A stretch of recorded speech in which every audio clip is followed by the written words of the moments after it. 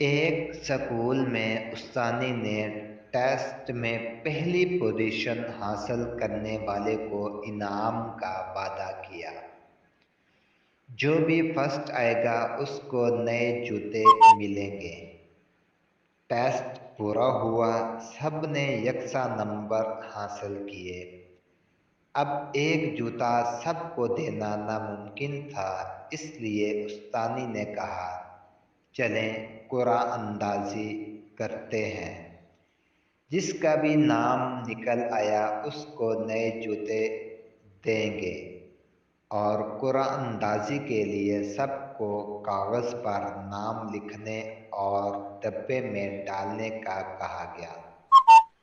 استانی نے ڈبے میں موجود کاغذ کے ٹکڑوں کو مکس کیا تاکہ کسی کی حق تلفی نہ ہو جائے، اور پھر سب کے سامنے ایک اٹھایا۔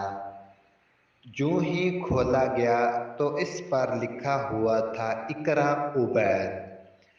یاد رکھیں یہ ایک فرضی نام ڈالا گیا ہے۔ سب نے تالیاں بجائیں۔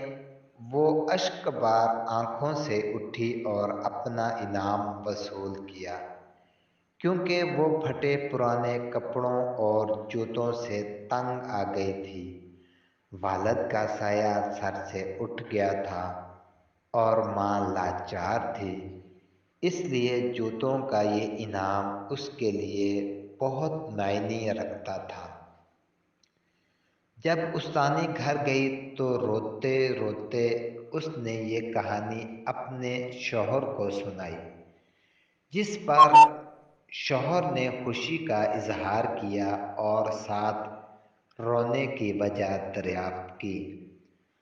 تو استانی پھوٹ پھوٹ کر رونے لگی کہ مجھے رونا اقرا عبید کے پھٹے پرانے کپڑوں اور جوتوں سے زیادہ دیگر بچوں کے احساس اور اپنی بے حسی پر آتا ہے۔ کہا کہ میں نے جب ڈبے میں موجود دیگر ٹکڑوں کو چیک کیا تو سب نے ایک ہی نام لکھ دیا تھا، اقرا عبید۔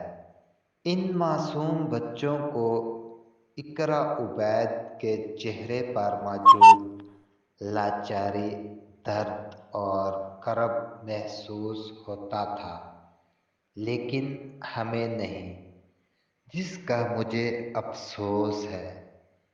میرے ایک استاد بتایا کرتے تھے، بچوں کے اندر احساس پیدا کرنا اور عملاً سخاوت کا درس دینا سب سے بہترین تربیت ہے۔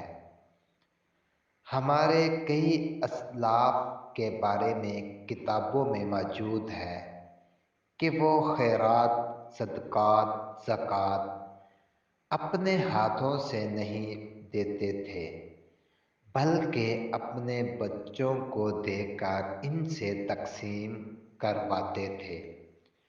جب پوچھا گیا یہی وجہ بتائی کہ ان سے بچوں کے اندر بچپن سے ہی غریبوں و لاچاروں کا احساس پیدا ہوتا ہے۔